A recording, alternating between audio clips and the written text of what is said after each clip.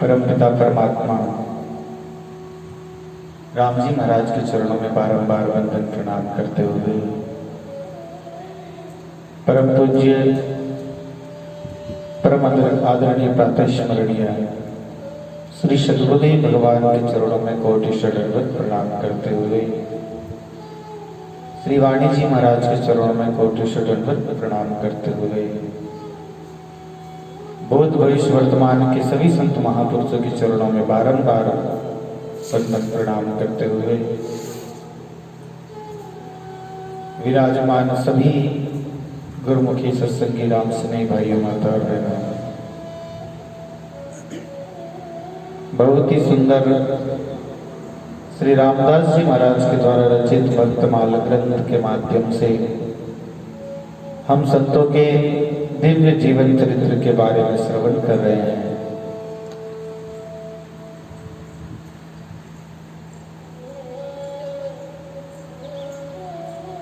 रामदास जी महाराज का जीवन प्रसंग जो प्रारंभ है,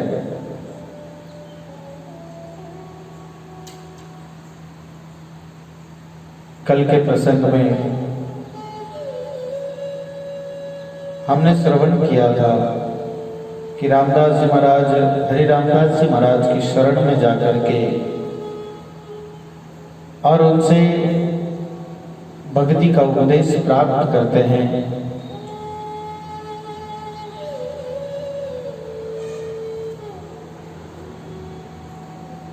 और कुछ दिन शीतल में लेकर के पुनः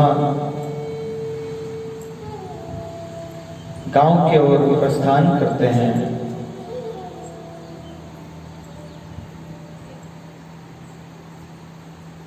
मेलाना में वहां के भगत के आग्रह पर एक कुटी बना करके रामदास जी महाराज वहीं पर रहते हैं। फिर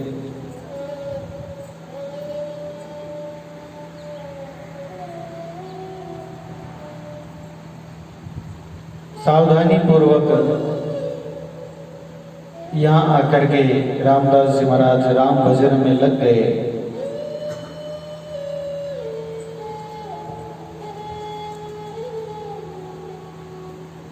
पंद्रह 20 दिन निकले और आप फिर गुरुधाम में पधारे। ऐसे रामदास जी महाराज बार बार गुरु महाराज के दर्शन करने के लिए जाया करते थे, वहां सत्संग करते और फिर वापस मेलाना पधार जाते। एक बार आप गुरुधाम से मेलाना गांव को लौट आए। उस समय भयंकर अकाल पड़ा था। एक दिन बहुत से भूखे याचक आपसे भोजन मांगने लगे, तब आपने अपने पास अन्न भाव होने के कारण सुंदरबाई की नथ जो है वो 3 रुपए में बेच दी और उससे मिला सब अन्न अतिथियों को दे दिया।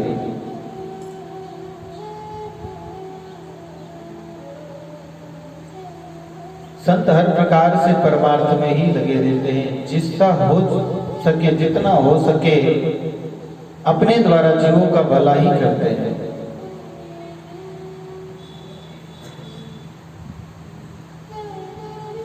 आप स्वयं तो यह सोच करके बैठे कि हमारी भूख से किसी को दुख न हो और हमें भी झूठ नहीं बोलना पड़े।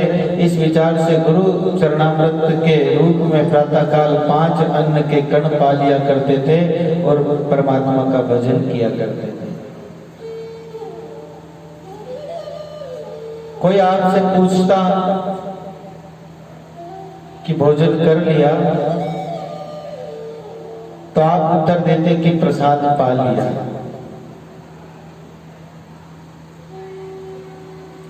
इस तरह किसी के भी मन को नहीं दुखाते। अभी कहे कि भोजन नहीं पाया तो लोगों के मन में भी दुख हो कि देखो महाराज ने भोजन नहीं किया है और हम भोजन कर चुके, हमें दे दिया और स्वयं भूखे हैं।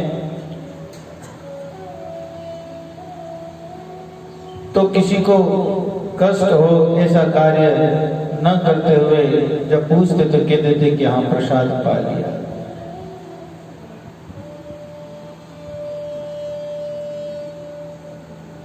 किसी के भी मन को नहीं दुखाते और राम भजन करने लगते।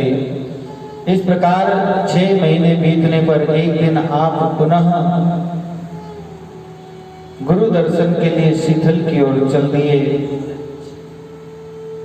उन दिनों सब दूर अकाल का घोर प्रकोप था, अकाल पड़ा हुआ था, सभी जगह लूट खसोट की स्थिति थी।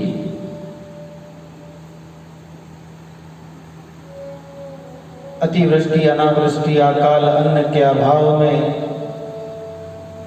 जब व्यक्ति को कुछ नहीं मिलता है तो वो जिस भी प्रकार से धन मिलता है उसे प्राप्त करने की कोशिश करता है, चाहे फिर वह अत्याचार, अनाचार, पापाचार, दुराचार किसी भी प्रकार से मिले। ऐसे लोग होते हैं जो धन के लिए कोई भी जघन्य कर्म करने से नहीं हिचकिचाते। तो ऐसे अकाल के समय में सब दूर इस प्रकार की लूट खसोट की स्थिति थी। वीरान गांव के वन के रास्ते में एक जगह 2 भील लोगों ने आपको लूटना चाहा, किंतु उसी समय भगवत प्रेरित या भगवान स्वरूप कोई परिचित ऊंट सवार सामने से आ गया और नीचे उतर करके उन्होंने महाराज श्री को प्रणाम किया और उन्हें देख करके डर के मारे लुटेरे भाग गए। राम भजन करते हुए आप समय पर शीतल पहुंचकर गुरुदेव को दंडवत प्रणाम किए। उस समय आपकी विलक्षण निष्ठा को देख करके श्री हरिराम दास जी महाराज ने कहा कि अब तुम गुरु की सच्ची योग्यता पा चुके हो, अतः जिज्ञासुओं को उपदेश देकर के भगवत भजन में लगाओ। शरण में आए हुए जिज्ञासुओं को भक्ति का मार्ग बताओ और भजन में लगा करके कल्याण के मार्ग का पथिक बनाओ। इस प्रकार गुरु आज्ञा शिरोधार्य कर श्री रामदास जी महाराज पुनः मेलाना गांव में आ गए और तीव्र गति से राम भजन करने में लग गए। भजन का प्रताप ऐसा होता है कि जो नाम की साधना करता है, भजन करता है, सुमरण करता है, वह नाम के प्रभाव से भगवत स्वरूप हो जाता है।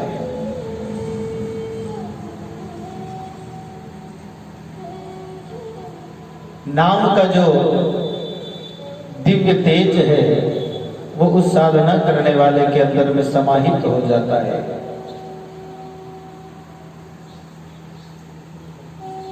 और वह महापुरुष अनंत जीवों का कल्याण करने वाले तारक पुरुष हो जाते हैं। नाम का ऐसा प्रभाव है।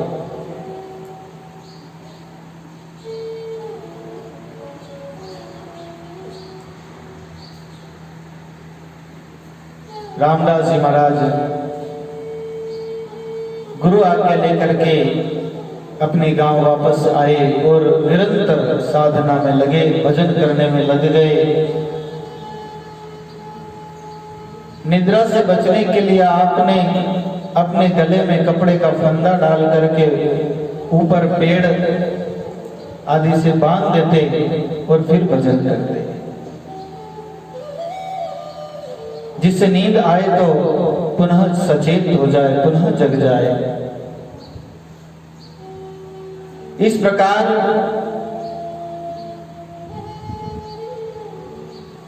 भजन करते हुए 1 वर्ष 5 दिन के भजन साधन के से आपका जो शब्द हृदय से होकर के नाभि में पहुंच गया और फिर रोम रोम नाच उठा और रोम रोम से स्वाभाविक ही राम ध्वनि प्रकट होने लगी। नाभि पर्जा उपजे मिट जाए सभी विवाद, किरणें छूटे प्रेम की लेके अगम अगाध। परम आनंद की लहर जो है वो उठने लगी। साधना करते करते अजपा शुरू हो गया। यहाँ शब्द पहुंच जाने से कई प्रकार की अनुभवी वाणी की लहरें उठने लगी, परमात्मा के शब्द उतरने लगे। अनुभव वाणी है ये, जब महापुरुष भजन करते हैं, साधना करते हैं, तो परमात्मा की सत्ता जब अंतर प्रकट होती है, अंतर उतरती है, तो उन्हीं को महापुरुष शब्द रूप में परिणीत करते, जिसे हम वाणी कहते हैं। ये परमात्मा के शब्द हैं जो साधक के अंदर उतरते हैं स्वतः साधना के प्रभाव से।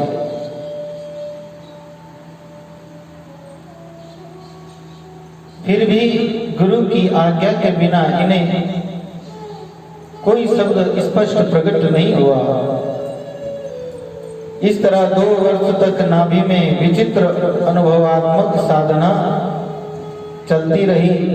फिर शब्द आगे वक्त नाल में अमृत रस पान करने के लालायित होने लगा, और इस बार आपका वजन जो है वो तीव्र गति से बढ़ने लगा था। निरंतर साधना में लगे रहते तो वजन की गति और अधिक अधिक बढ़ने लगी।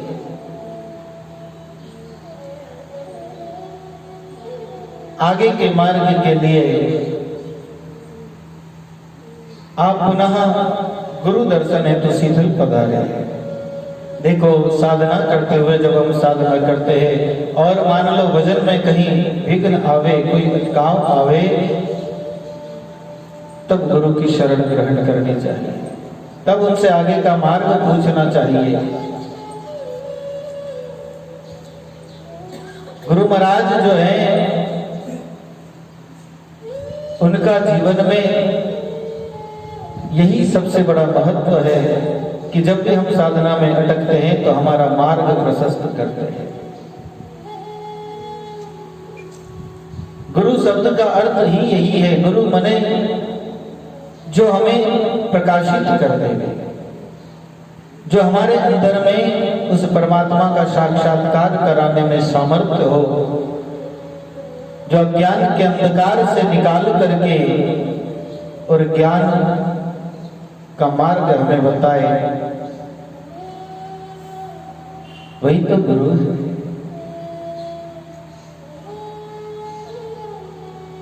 साधना के मार्ग में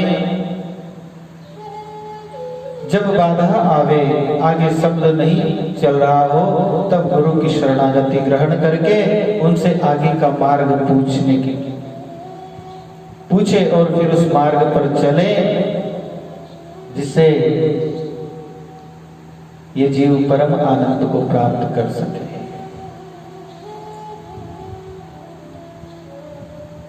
आप गुरु दर्शन के लिए शीतल पधारे। यथाविधि दंडवत प्रणाम किया, तब शिष्य को देख करके गुरु जी बोले, अब तो शब्द परिचय हो गया है। तब आपने अनुभव का एक पद वहां गुरु महाराज के सामने प्रस्तुत किया, सुनाया। सद्गुरु समान और नहीं देवा, तन मन अर्प करूं मैं सेवा। सद्गुरु समान और नहीं देवा, तन मन अर्प करूं मैं सेवा। अनंत जुगा के बिछरे जीव, सद्गुरु सहज मिलावे पीव। अनंत जुगा के बिछरे जीव, सद्गुरु सहज मिलावे पीव। भव सागर में डूबत राखे, अमृत वेण अमर पद आखे। गुरु की महिमा कहे सब संत, तासु मिले नि केवल तंत।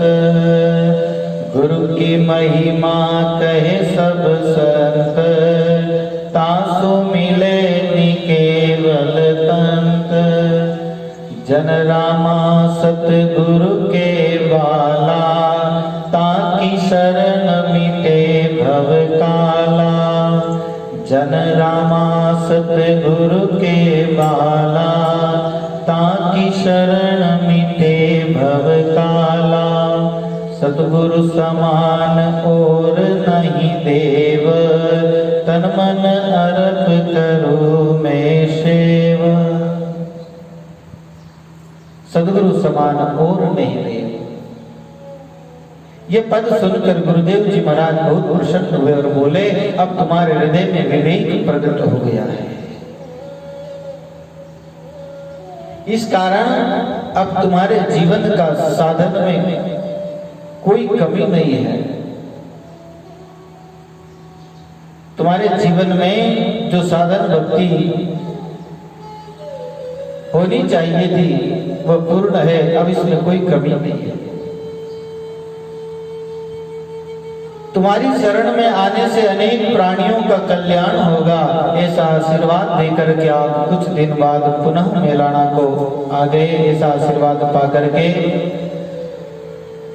भगवत कृपा से आपका जीवन निर्वाह चलता रहा, मानो भगवान ही आपका योग क्षेम वहन कर रहे हैं। जो भक्त परमात्मा के आश्रित होता है, राम जी महाराज के आश्रित होता है, उसके जीवन की सारी व्यवस्था जो है वो परमात्मा स्वयं करते हैं।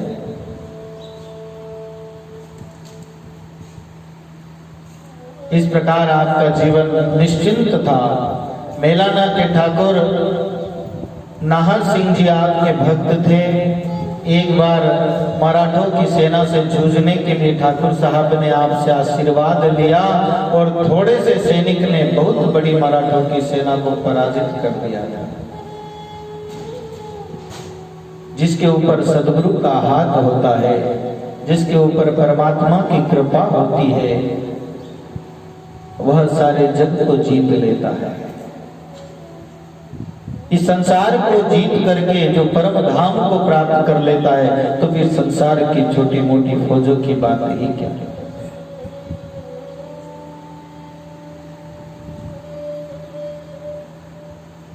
जब आपने मराठों की सेना को जीत लिया, इस पर मराठों के सेनापति ने ठाकुर साहब से विजय का रहस्य पूछा, तो ठाकुर साहब ने श्री रामदास जी महाराज की कृपा को हेतु बताया। ठाकुर साहेब की विजय पर लोगों को आश्चर्य हुआ और बहुत से लोग महाराज का दर्शन करने के लिए आने लगे। ठाकुर साहेब के सेनापति ने भी दर्शन कर महाराज जी के चरणों में बहुत सारी भेंट अर्पण की। तब आपने वह पूरी धनराशि उन्हें वापस लौटा दी। एक दिन श्री रामदास जी महाराज गुरु महाराज के दर्शन है तो शीतल पधारे। वहां प्रणाम आदि से निवृत्त हो जाने के बाद आपसे अपने व्यवहार की बातें सुनकर के श्री हरिराम दास जी महाराज ने उन्हें समझाया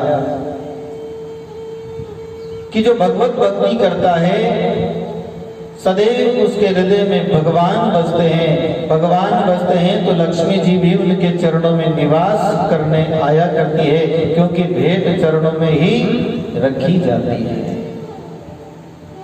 जो परमात्मा की भक्ति करता है, राम जी महाराज का नाम लेता है, वहां सारी रिद्धि सिद्धियां जो है वो स्वयं आ जाती है। लक्ष्मी भी चरणों की दासी हो जाती है।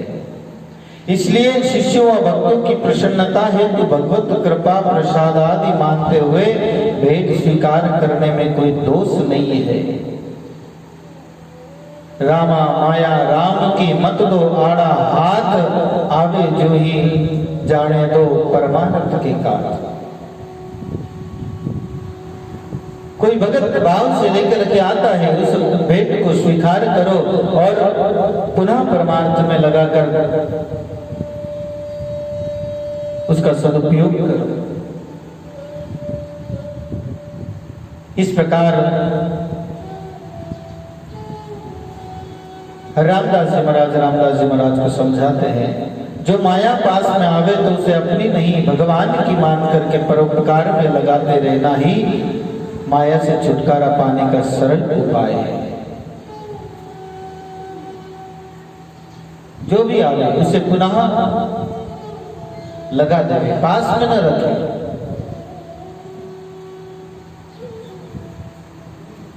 एक बात और बताना है कि मेरी इस शिष्य सुंदरबाई को वे बालक के दर्शन की घटना से लगता है कि एक विशेष भगवत भक्त प्राणी तुम्हारे यह बालक रूप में आना चाहता है, इसलिए तुम्हें कुछ समय के लिए गृहस्थ धर्म स्वीकार करना चाहिए। इस प्रकार गुरुदेव का आशीर्वचन लेकर के आप पुनः मेलाना गांव को आ गए।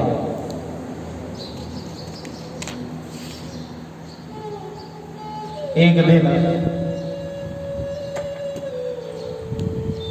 मेलाना के ठाकुर साहब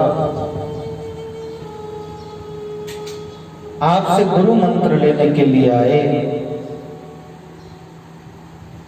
प्रार्थना करने लगे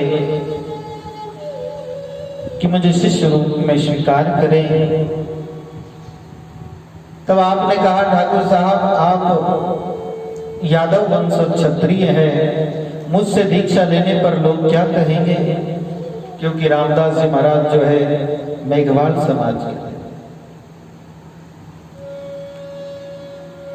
मुझसे दीक्षा लेने पर लोग क्या कहेंगे? तब ठाकुर साहब ने कहा, प्रभु आत्मोद्धार की इच्छा वाले क्या कभी संसार की परवाह किया करते हैं? जिसे अपना कल्याण करना है, जिसे आत्मा का उद्धार करना है, जिसे परम शाश्वत सुख प्राप्त करना है, जिसे जन्म मरण के इस भव रोग से छूटना है, वो क्या संसार की परवाह करते हैं? और जो संसार की परवाह करता है वो कभी परम आनंद को प्राप्त नहीं कर सकता, वो कभी साधन भजन करके परमात्मा की प्राप्ति नहीं कर सकता।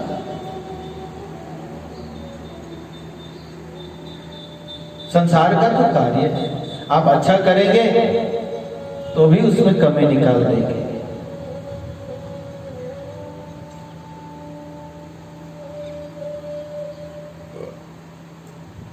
इसलिए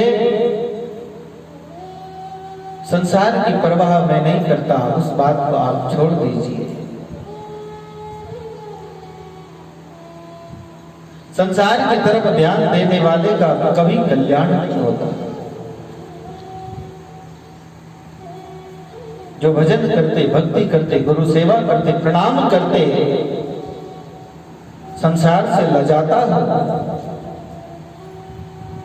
वह अपना कल्याण नहीं कर सकता।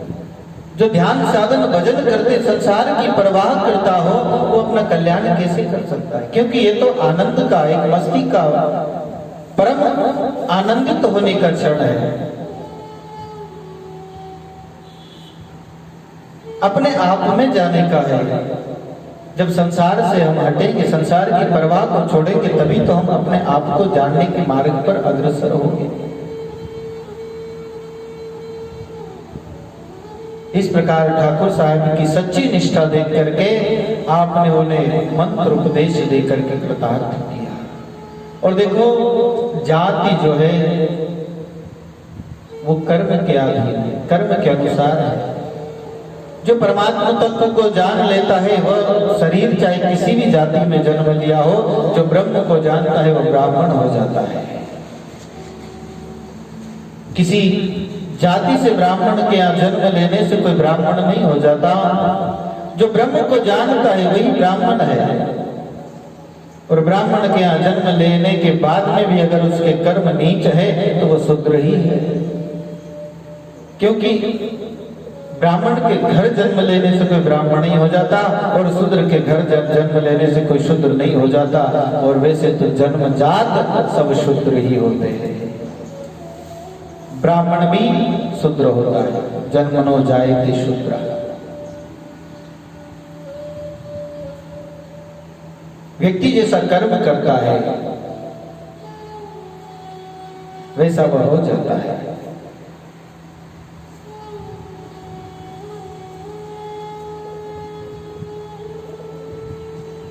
ब्राह्मण वही है जो ब्रह्म तत्व को जान लेवे।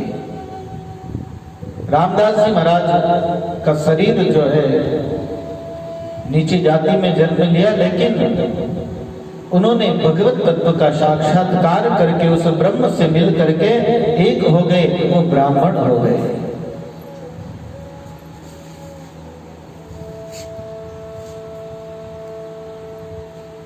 इसी प्रकार धनावंशीय गंगाराम जी जाट एक कुटी बोर भेजकर आपका शिष्य बन गए और राम भजन में लग गए थे। एक दिन आपकी सास आपकी पत्नी सुंदरबाई जी से मिलने के लिए आई थी और अपनी पुत्री को कंठाभरण जो हंसली जिसे कहते हैं वो भेंट में दी। तो एक दिन महाराज जी की अनुपस्थिति में माता श्री ने एक भूखा ब्राह्मण को अतिथि मान करके उन्हें वो दे दी। इस प्रकार आप दोनों ही माया से मन को पूर्ण रूपेण हटाए हुए थे। ऐसा नहीं कि माँ ने इतना बड़ा वो स्वर्ण का दे करके गए हैं तो उसको कंठ से लगाए रखे, हृदय से चिपकाए रखे, उसमें मोह ममता कर लेते। यही तो बंधन है संसार के अंदर में। हमारी जो आसक्ति है, हमारा जो राग है, वही तो बंधन का कारण है। व्यक्तियों से, वस्तु से, धन से, परिवार से, घर से, किसी और चीज से जो हमारा लगाव होता है, वही तो बंधन है।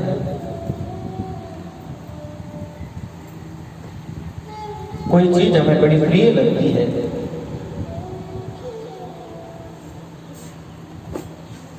और हम उसे खोना नहीं चाहते, सदा पास में रखते, उसके खोने पर दुख होता है। ये दुख ही तो मोह है। मोह के बिना कभी दुख नहीं होता है। जब भी दुख होता है मोह से ही होता है।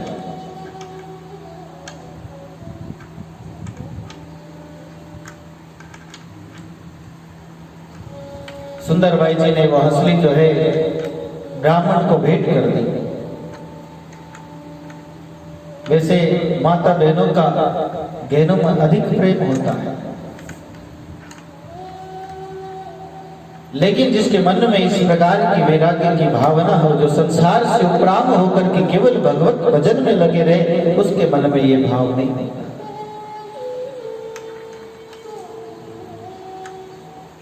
इस तरह मेलाना गांव में रहते हुए लगभग 5-6 वर्ष बीत चुके थे। एक दिन भक्तों को राम भजन का उपदेश देने के लिए मेलाना से मालवा प्रांत की यात्रा की। मालवा प्रांत में असंख्य भक्तों को राम स्नेही शब्द की शिक्षा दी। कुछ समय बाद आप मालवा से मेवाड़ होते हुए शीतल धाम पधारे और कुछ दिन शीतल रह करके गुरु की आज्ञा अनुसार आपने भजन साधन किया। फिर आप वहां से रवाना होकर के बड़ू गांव डेगाना के निकट स्थित जिला नागौर आप पहुंचे।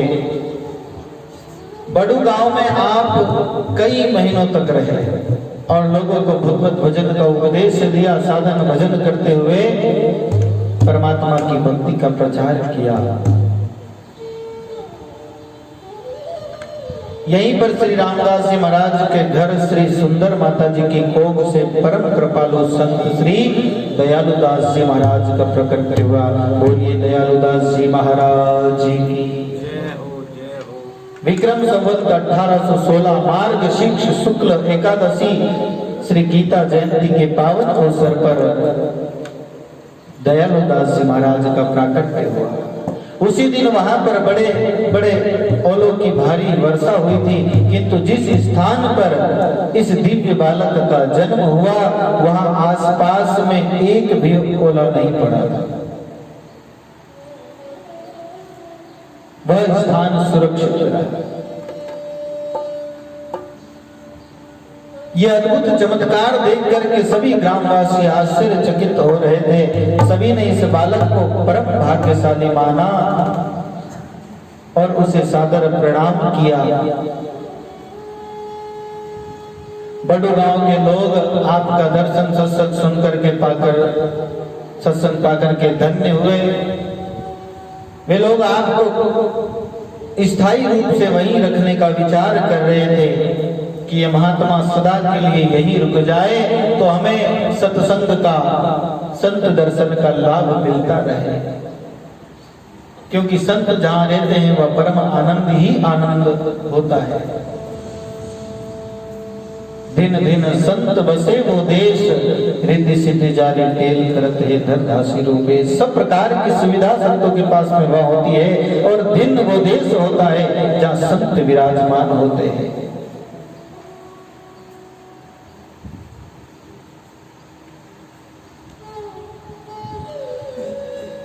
सब विचार करने लगे कि संत यहीं रह जावे, लेकिन आप एक दिन चुपचाप ही वहां से चल दिए। भ्रमण करते हुए आप आसोप गांव में पधारे। यहाँ के नौसर तालाब को देख करके कुछ समय के लिए आप राम भजन करने के लिए ठहर गए। विचार तो कुछ दिन का ही था, किंतु नौसर तालाब की छतरियों में एकांतवास के दौरान या राम भजन की साधना तीव्र गति से वृद्धि पाने के कारण आप कम से कम 4-5 साल तक ठहरे रहे। वहां रह करके भजन साधन किया। मेलाना में जो राम भजन नामी स्थान में था, वह अब यहाँ तीव्र रूप लेकर के बंकनाल में विहंगम मार्ग की तरह चलने लगा और बंकनाल में पहुंच गया। शब्द मेरुदंड की 21 गांठ का भेदन कर ऊर्ध गमन होकर के ब्रह्मरंध्र से होते हुए 10 द्वार की तरफ चलने लगा। इस तरह वह शब्द ब्रह्म से मिलकर के तदाकार बन गए और ब्रह्म से मिलकर के ब्रह्म रूप हो गए, एक हो गए। श्री रामदास जी महाराज ने विक्रम संवत 1820 के कार्तिक मास में ब्रह्म स्थिति को प्राप्त कर लिया था। रामदास भी 100 बरस तामे काती मास, तादिन छाड़ी त्रिकुटी किया ब्रह्म में वास। उस दिन त्रिकुटी से आगे ब्रह्म से मिलकर के एक हो गए। ब्रह्म स्थिति प्राप्त करके परम आनंदित हो गए। आगे लिखा, ब्रह्म स्थिति प्राप्त कर कार्य रहे ना शेष, मोह कभी नहीं ठग सके इच्छा नहीं लवलेश। फिर संसार के जो कर्म है, संसार की जो बाधाएं, संसार के अंदर के जो ये रोग थे, ये सब पीछे रह जाते हैं। फिर कर्म की पहुंच वहां नहीं होती, कर्म पीछे छूट जाता है।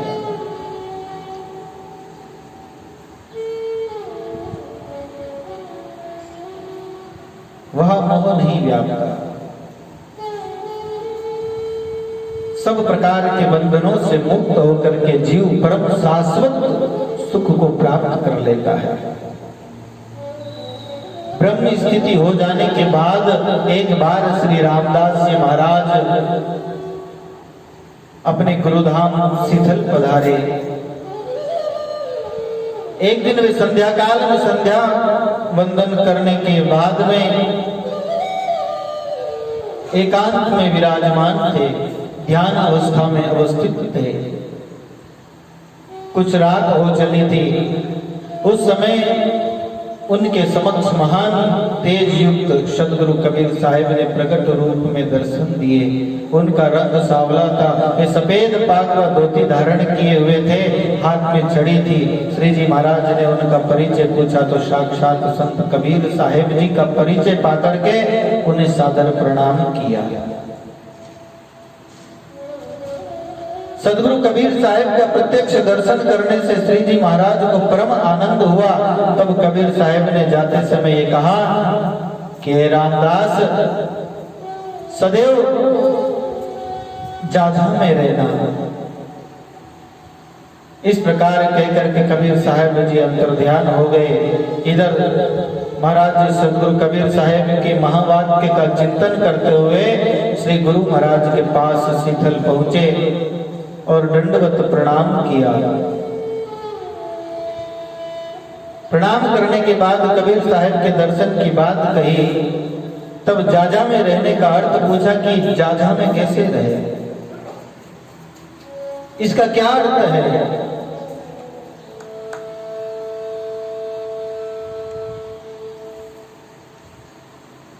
तब हरिराम दास जी महाराज ने जाजा का अर्थ बताया कि गहरी सत्संग में लगे रहना। नित्य प्रति सत्संग में लगे रहना। इस प्रकार कहकर श्री रामदास जी महाराज अपने शिष्य पर बहुत प्रसन्न हुए।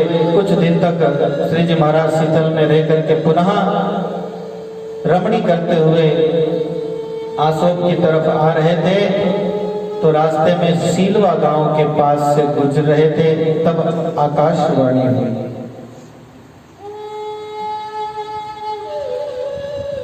परम आकाशवाणी गुंजायमान हुई, रामदास पंथ चले तुम्हारो।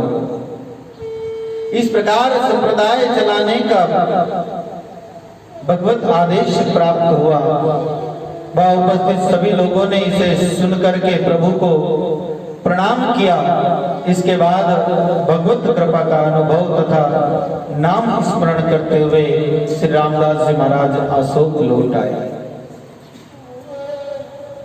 आसोप गांव में एक दिन कुछ सन्यासी महंत कुछ ईर्ष्यालु लोगों की बातों में आकर के श्री रामदास जी महाराज से कलह कर दंडित करने उनके पास आए। किंतु वार्तालाप में सत्य सात्विक बातों को सुनकर के महाराज श्री को साक्षात रविदास जी महाराज का रूप मान करके श्री रामदास जी महाराज को प्रणाम करके वापस चला गया। निवास स्थान पर जाकर के जिन्होंने महाराज श्री के प्रति अनर्गल बातें कही, उन्हीं को डांट फटकारा। और कुछ दिन बाद व्यतिपात नामक विशेष पर्व के दिन आसोप में राजा ठाकुर जो कुंभावत सरदार थे, श्री कनीराम जी ने आसोप निवासी सभी सठ दर्शनियों, ब्राह्मण, सेवड़ा, सन्यासी, दरवेश, जोगी, जंगम जितने भी थे, सभी को भंडारा करा करके 1-1 रुपया दान में दिया। बोलो राम।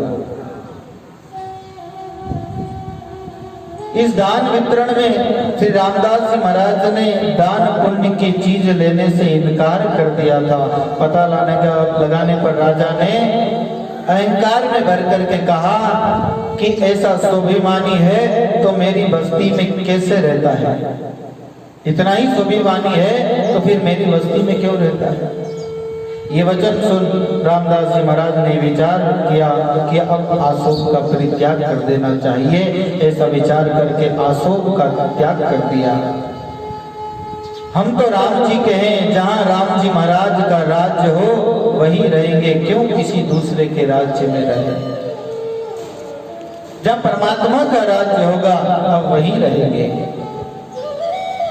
रामाश्रय पर श्री जी महाराज रामदास जी महाराज आसोप से चल करके बिजलानी गांव पधार गए। यहाँ पर कोजा राम जी सुधार ने आपके खूब आवभगत की। फिर वहां से प्रस्थान करके आप अरटिया ग्राम में कुछ मास रह करके शीतल गुरुधाम जाने का विचार किया। तो एक दिन खेड़ापा के ठाकुर साहब ने आदमी भेज करके आपको बुलवाया।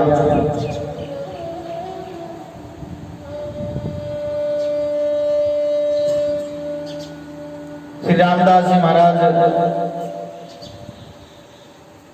को जब बुलावा आया तो वो पहले खेड़ापा होकर के फिर गुरुधाम शीतल पधारे थे। खेड़ापा पहुंचने पर यहाँ के ठाकुर साहब पुरोहित श्री पदम सिंह जी ने स्वयं आपसे निवेदन किया कि भगवान ये गांव आपका ही है, अतः अब आप और कहीं नहीं पधार करके यहीं पर रहे। ये सुनकर महाराज श्री ने जवाब दिया कि पहले गुरुधाम का दर्शन करके आऊं, फिर जैसी राम जी की आज्ञा होगी वैसा होगा।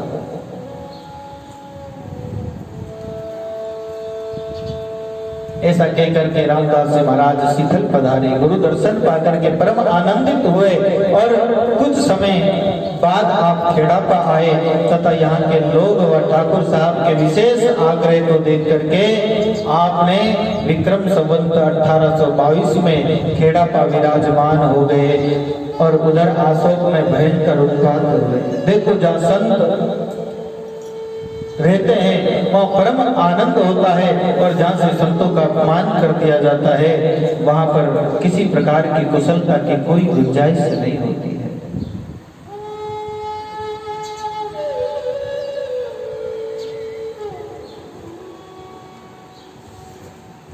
आशोक पर प्राकृतिक आपदाएं आई, तब कुछ लोगों की आंखें उगड़ी कि भाई हमने संतों का अपमान किया, उन्हें यहाँ से निकाल दिया, इस कारण ये दुख हमें झेलना पड़ रहा है। इसी आशोक गांव में संतों के अपमान करने की परंपरा चली आ रही है। पहले श्री दादू दयाल जी महाराज के 40वें शिष्य श्री मोहनदास जी भजनीक का प्रसंग भी आया, जिसमें अशोक के लोगों द्वारा महाराज के साथ बखेड़ा खड़ा करने का प्रसंग है। उनको भी उन्होंने सताया। खैर इन लोगों की रीति है कि तो खेड़ापा में श्री महाराज जी ने पधार कर वहां के सभी लोगों को आनंदित किया। सभी लोग परम आनंद का अनुभव करने लगे। सभी लोगों को नूतन सुख की प्राप्ति हुई। मानो जन्म जन्मों की तपस्या का फल एक साथ प्रकट हो गया। जब संतों का दर्शन हो जावे, संत का मिलन हो जावे, तो यही समझना चाहिए कि हमारे अनंत अनंत जन्मों के पुण्य का फल जो है वो आज हमें मिल गया है। संतो एक राम का चेहरा समर्थ साहिब में। खेड़ापा में लोग व ठाकुर पदम सिंह ने आग्रह करके रामदास जी महाराज के लिए एक सुंदर निवास के लिए स्थान बना दिया। तब एक दिन श्री रामदास जी महाराज ने शिष्य व भक्तों के सामने अपने यहाँ खेड़ापा में श्री गुरु महाराज की पधरावनी कराने की इच्छा प्रकट की। यह सुनकर के सभी लोग प्रसन्न हुए। सभी लोगों के उत्साह को देख करके श्री रामदास जी महाराज ने एक पत्र में लिखा, बागवान के बिना बाग सूख जाता है। किसी बाग में बागवान माली अगर न हो, देख रेख करने वाला न हो, तो उस बगीचे की कोई कुशल सेम नहीं रहती। उसकी हरियाली समाप्त हो जाती है, उसका मनोहर जो सुंदरता होती है वह मिट जाती है। बागवान के बिना बाग सूख जाता है। अतः आप अपने द्वारा लगाए गए पौधों को दर्शन रूपी जल से सिंचित कर हरा भरा करावे।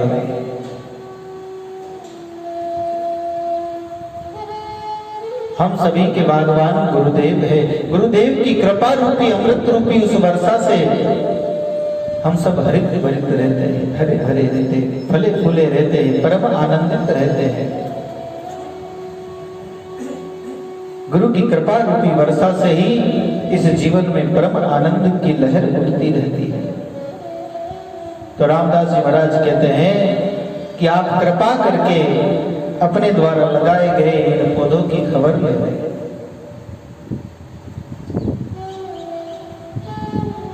ऐसे विनम्रता भरे शब्दों वाला प्रार्थना पत्र देकर के शिष्य कन्हड़ दास जी को बैलगाड़ी के साथ सीतल भेजा। वे 5 दिन चल करके 44 कोस दूरस्थ श्री सीथल पहुंचे और जाकर के महाराज श्री के चरणों में सादर दंडवत प्रणाम किया। नमस्कार प्रणाम करने के बाद में प्रार्थना पत्र श्री गुरु महाराज के सामने प्रस्तुत किया।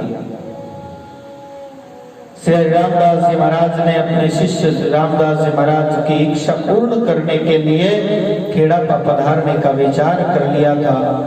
इधर खेड़ापा में श्री रामदास जी महाराज व श्री सुंदर भाई जी महाराज ने गुरु महाराज की पधरावनी करवाने के लिए साक्षात इंद्रपुरी की तरह निवास स्थान को सजा रखा। गुरु पधारेंगे, संत पधारेंगे। आज हमें हमारे द्वार पर परमात्मा पधारेंगे, और जब भगवान पधारते, गुरु महाराज पधारते हैं, तो उनके स्वागत के लिए क्या क्या ना किया जाए, जो कुछ भी किया जाए वो सब कुछ थोड़ा ही है।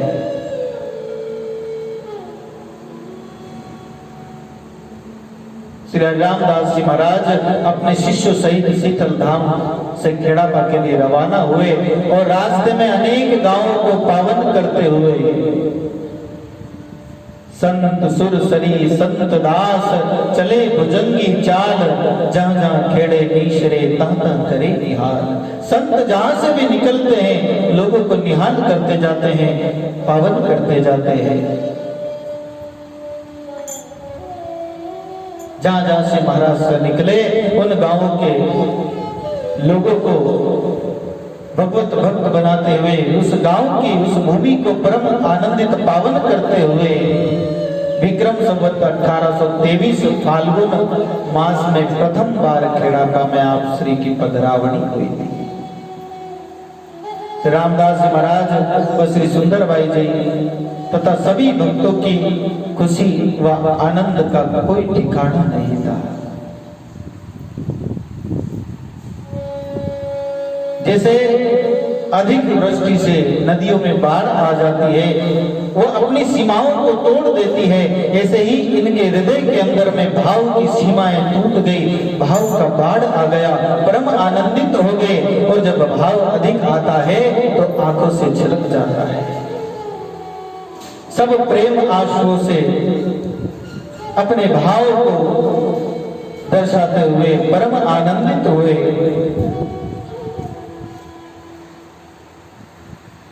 ऐसा आनंद, ऐसा सुख उस समय जब रामदास जी महाराज ने प्राप्त किया, ऐसा आनंद तो भाग्यशाली को ही मिलता है।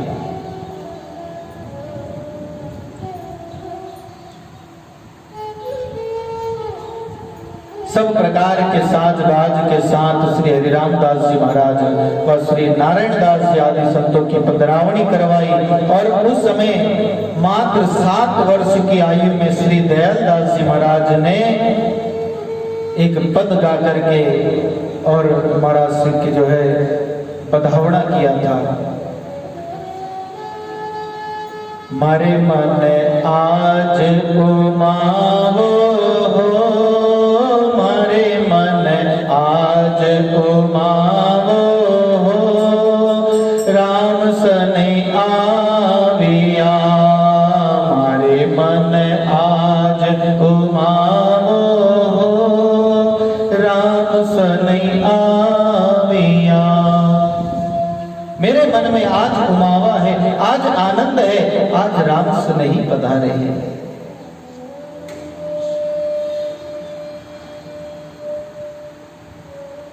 जन्म आज लेके भयो, जन्म आज लेके भयो। दिन उदित अंकुरा हो, राम सने आविया।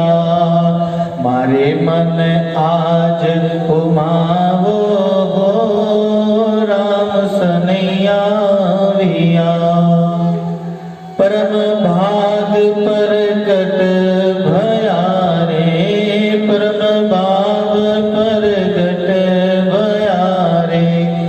मिल पंकज सोरा हो, राम सने आविया।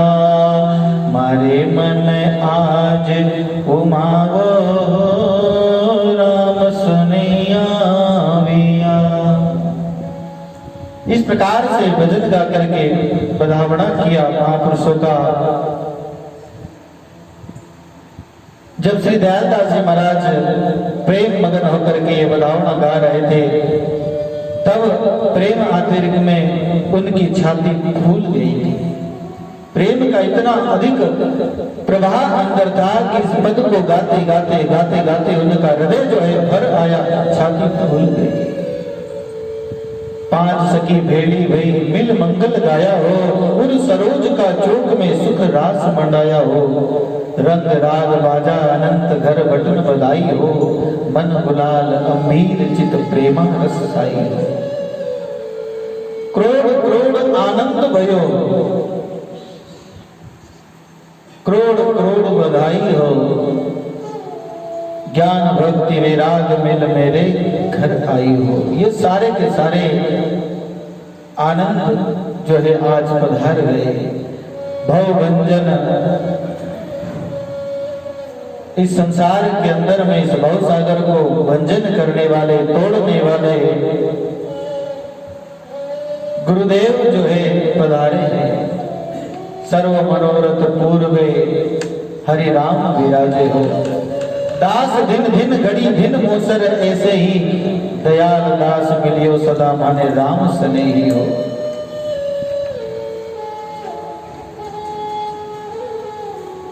जब दयालदास जी महाराज अधिक भाव में विभोर हो गए, जिससे उनके अंग पर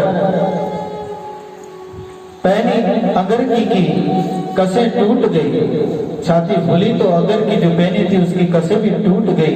श्री हरिराम दास जी महाराज 1 मास तक खेड़ापा में विराजे थे और फिर शीतल पधारे। बोलो राम जी महाराज की।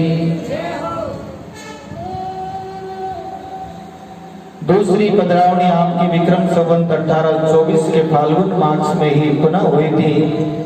इस पधरावनी में भी श्री गुरुदेव व संतों का भाव बिना स्वागत सत्कार किया गया था।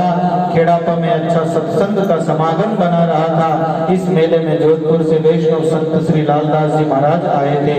उन्होंने दोनों महापुरुषों की जोधपुर में अपने यहाँ ले जाकर के बड़े प्रेम भाव से पधरावनी करवाई। इस समय इन महापुरुषों के साथ श्री रामदास जी महाराज के परम सुयोग शिष्य श्री दयालु दास जी महाराज भी थे। लालदास जी महाराज के एक यशोदा नाम की पुत्री थी।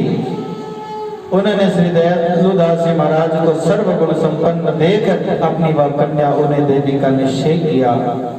उनकी प्रार्थना सुनकर के श्री रामदास जी महाराज ने तो स्वीकृति दे दी, किंतु स्वयं बालक रूप दयालु दास जी महाराज ने कहा कि यदि सांसारिक संबंध है तो मुझे देना चाहते हैं तो मुझे स्वीकार नहीं है, पर संयमशील बनकर के भजन में लग जाना स्वीकार हो तो मैं गुरु आज्ञा अनुसार इसे स्वीकार कर सकता हूं।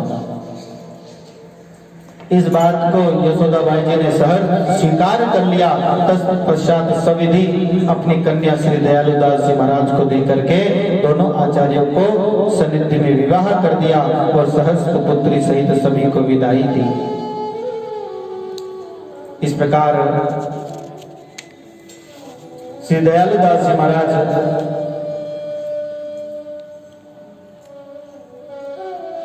वहां से विदा होकर के रामदास जी महाराज और रामदास जी महाराज के साथ में खेड़ापा में वापस पधार जाते हैं। तीसरी बार खेड़ापा में हरिरामदास महाराज की पधरावनी 1834 फाल्गुन कृष्ण चतुर्थी को श्री राम धाम का शिलान्यास करने के लिए आए थे। शिलान्यास हुआ, जो वर्तमान समय में गुरुमुखियों की आस्था का केंद्र है, जो भवन बना हुआ है। बहुत ही सुंदर रामदास जी महाराज का आगे का और जीवन प्रसंग है, और भी जीवन की अनंत घटनाएं हैं, और उन्हीं के फिर शिष्य प्रशिष्यों के बारे में भी यहाँ पर दिया हुआ है, जो प्रसंग हम आगे के सत्संग में श्रवण करेंगे। बोलिए सतगुरुदेव भगवान की, अनंत कोटि संत महापुरुषों की, रामदास जी महाराज